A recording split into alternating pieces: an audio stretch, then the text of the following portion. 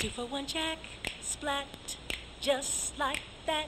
Bringing you tons of information, that's where he's at.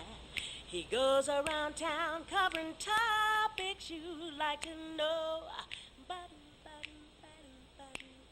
Well, that's what you get when you tune in to the 2-for-1 Jack Show. If there's one thing we did right, was the day we started the fight. Keep your eyes on the prize, hold on.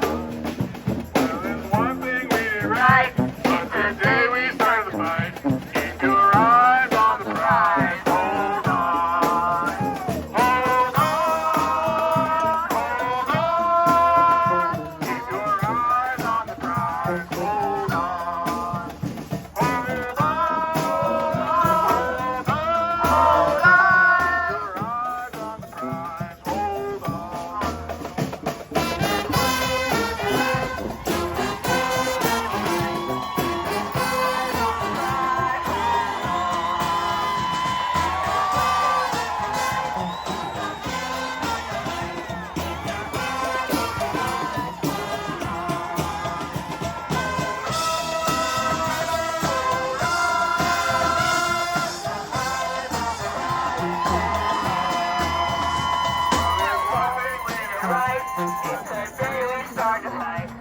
your eyes on the prize, hold on.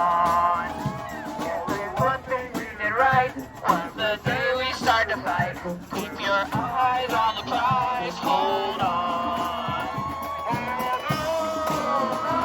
hold on.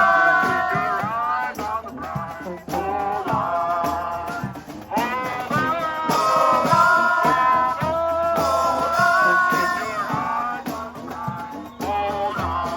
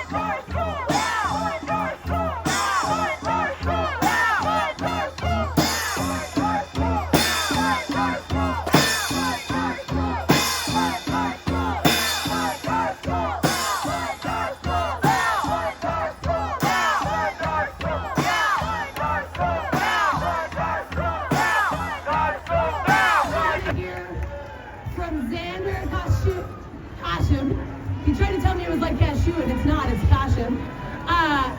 And you're gonna hear from Xander. Xander is one of our very own CEA members and a member of Just Go Education Support Preservation.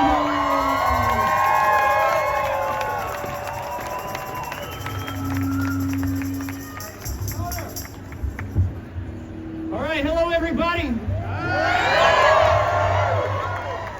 For the last 10 years, I've worked as a school food service worker.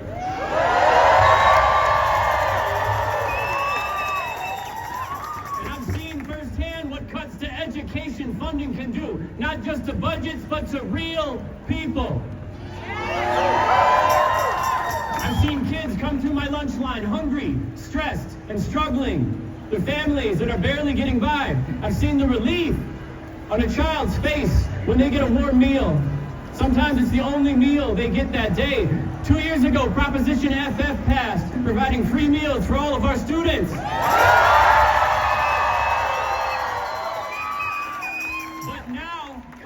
Education funding threatened the life of that program and the success of my students.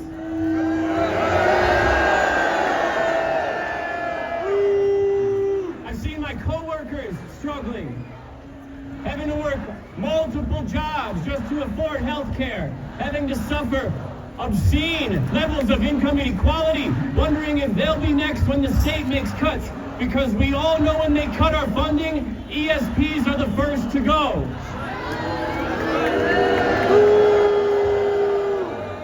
We are the lowest paid workers in education, but without us, schools cannot function. Who makes sure students get to school safely? Who feeds our kids? Who keeps schools clean and safe? We do. Yet we are treated as if we don't matter. I am here to tell you, we matter. Our work matters. If the state won't recognize that, we will make them listen. Governor Polis, you say canceling school is not a good way to be heard. Well, how about you come outside and tell that to our faces?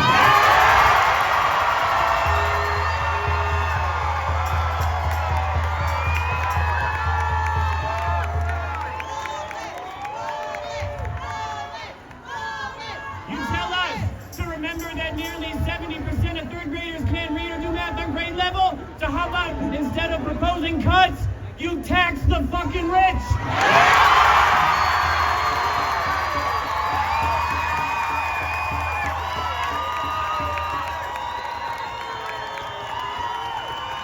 Education in Colorado is chronically underfunded because of Tabor.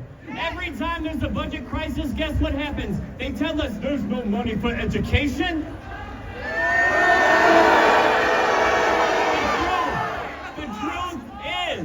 It's not that we don't have enough. It's that too much of it is hoarded by the ultra-wealthy.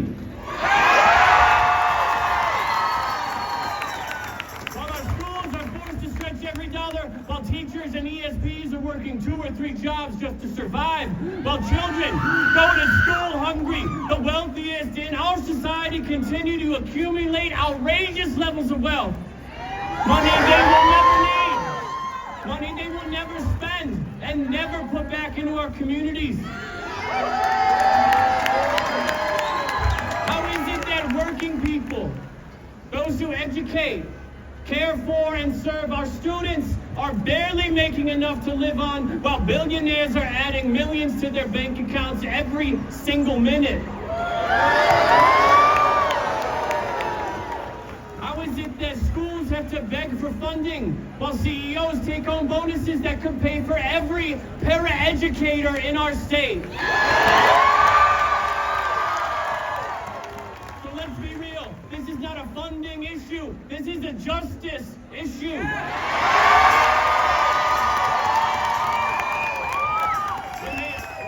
When they cut our budget, they aren't cutting programs for rich white folks. They're cutting programs for black and brown kids. They're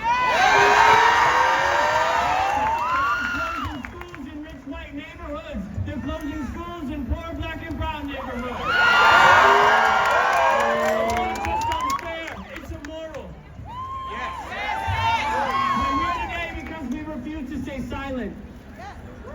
fight for a living wage. We fight for the bus driver who can't afford health care. When we demand fully funded schools, we fight for the paraprofessional who works 2 jobs just to pay rent. When we push back against corporate interests, we fight for the students who depend on our schools for meals, support, and a future. Although they ignore us, together they cannot stop us.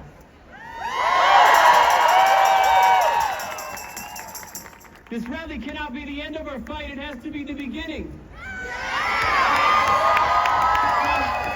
I heard on CPR this morning that Donald Trump intends to sign an executive order today that dismantles the Department of Education.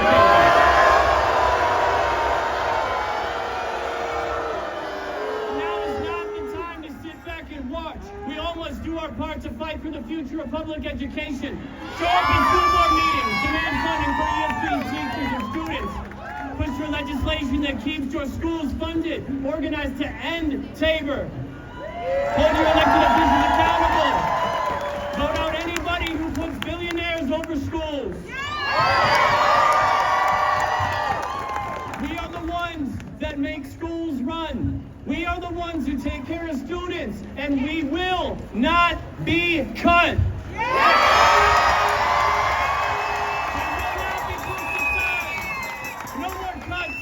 No more excuses. Fund our schools now. Solidarity forever.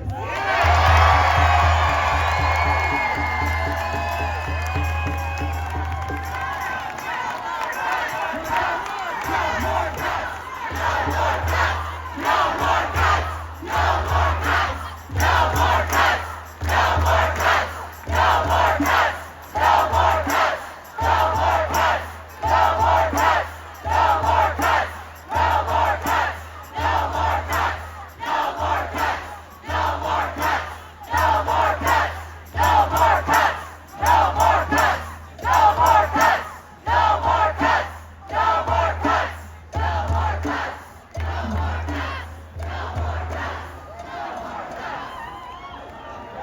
give it up one more time for Xander.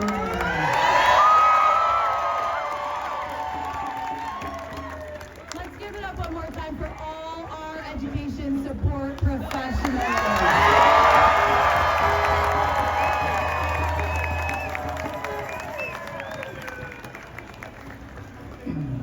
To speak with you all next, we have Lindley McCrary, the president of the Colorado Association of School Boards.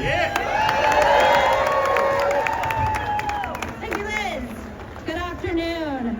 My name is Lindley McCrary. I'm the president of the Colorado Association of School Boards and an incredibly proud product of public education here in Colorado.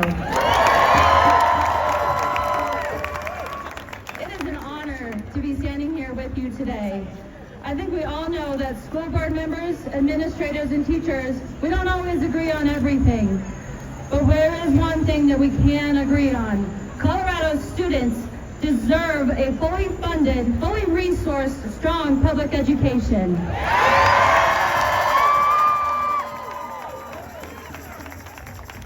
And teachers. Public education is the foundation of this country and of thriving communities. And boards of education across the state of Colorado are committed to ensuring that every student has access to high-quality educators and a high-quality education. The unfortunate reality is that time and time again, there are forces at work that try to divide us, that try to pit districts against one another, to create a divide and weaken our collective voice. But time and time again, just like today, we have come back together to be united in the fight to protect public education. And the truth is that we are so much stronger when we are united, working together for all of our students.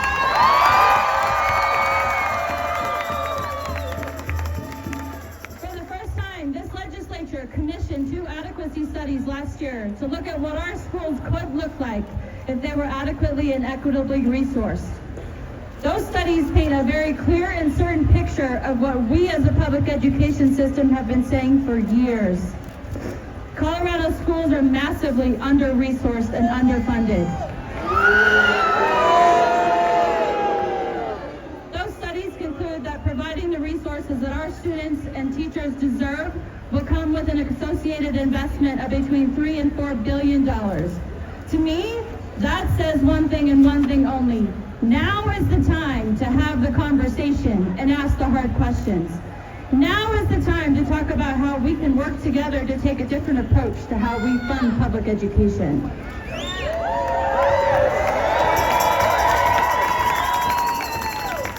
And now is the time to work to fund schools in a way that doesn't force us to fight against cuts year after year.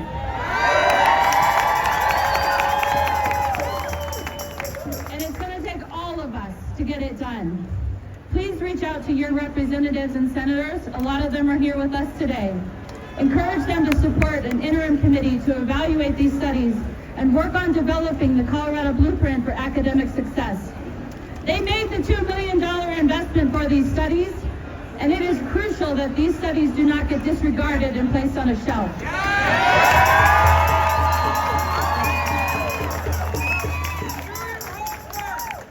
If you are an educator or community member, reach out to your school board. Let them know that you support a resolution about the interim committee. And if you're a school board member and you want to bring forth a resolution, reach out to CASB. We have language for you. We have a lot of work to do together to continue to make sure that our schools are places where our educators have all of the resources that they need, where students know that their needs will be met, and where they know they belong every day, no exceptions.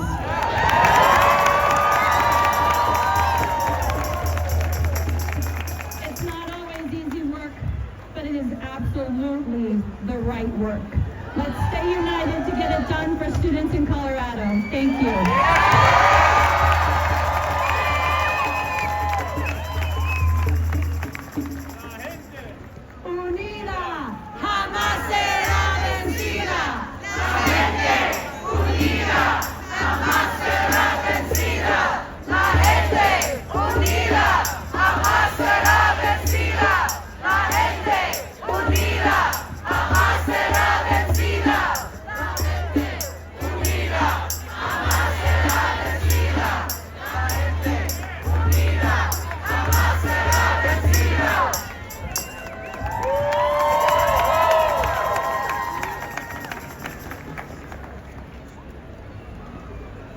Thank you so much, Lindley. Up next, we have our member, Bethany Fritz. Bethany, I'm going to do that one more time. Our member, Bethany Fritz.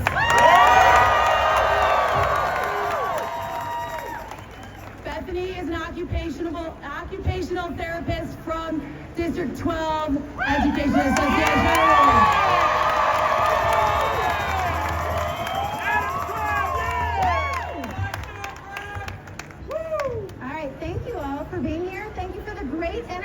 Keep it up. All right, we've heard a lot of great points made this afternoon, and I wholeheartedly concur with what has been said thus far. However, I'd like to shine the spotlight on our students in preschool and special education. All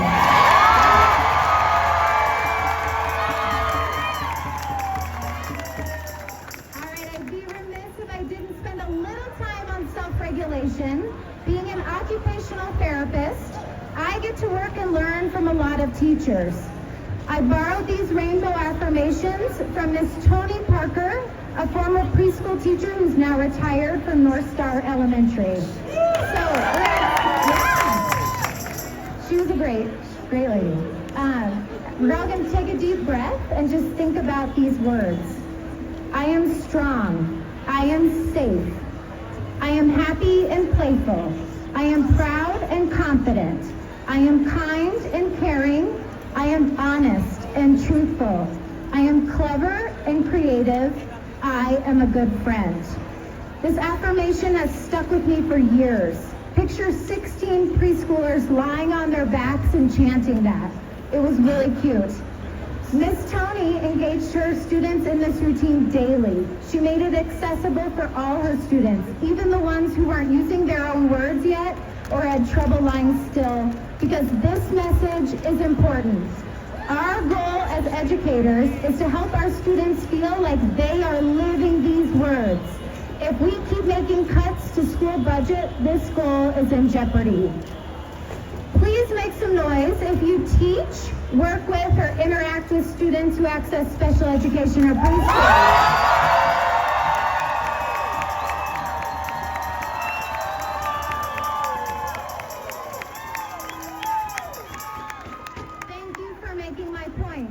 We all engage with these students. We have over 117,000 students accessing special education in our almost 1,900 schools. We are serving more special education. We are serving more students through special education than ever before. Lack of funding means we can't serve our students in the appropriate settings to meet their needs. Currently, our programs serving students with autism and other impactful developmental disabilities are bursting at the seams.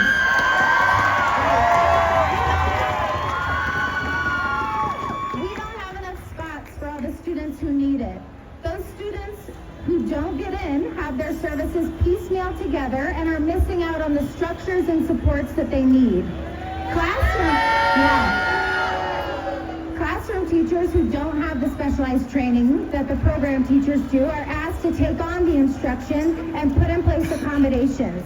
Teachers are consistently asking for support and more opportunities to learn how to better serve their students with special needs, but lack of funding has prevented districts from getting teachers this support and expanding specialized programs. We are now in our second year of universal preschool. Across the state, we serve about 43% of students in special education. We have more medically fragile children than ever surviving and entering school, and we need qualified people to help them access their education. Research shows this is a crucial time for intervention. Lack of funding has prevented us from hiring and retaining qualified educators to teach these students. Less teachers means teachers have to cover multiple classrooms and buildings, taking them away from their planned time. How many of you spend hours outside your contract day planning for your students? Funding cuts are making this worse, increasing our already swollen caseloads and class sizes and threatening our work-life balance. The never-ending lack of funding impacts our students' safety. Cuts to budget will decrease money needed for fencing in playgrounds and creating adapted and accessible spaces for students to play. Keeping structures in repair allows educators to focus on teaching their students and worry less about the environments. These budget cuts also impact what training staff receive. How many of you work with students on a behavior plan? More and more students have behavior intervention plans, but there isn't enough time in the day for teachers and special education teams to get appropriate training on how to implement these plans. Decreasing school funding means students are not getting all their education needs met, and teachers are not getting the training they need to help their diverse student population. A final thought on evaluations. We evaluate our students more than ever. We evaluate our teachers more than ever.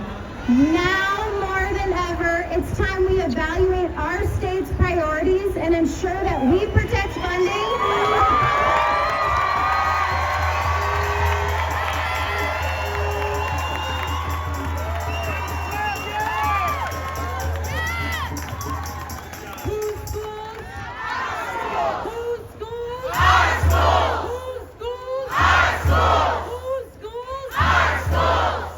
When I say people, you say power. People. Power. People. Power.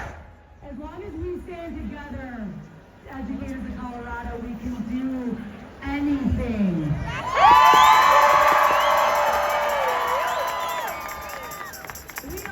You guys, this group of people right here, united, can never, ever, ever, ever be divided. Our schools.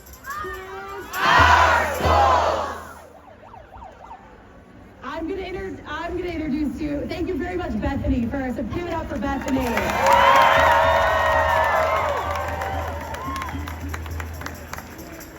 Our next speaker, a social studies teacher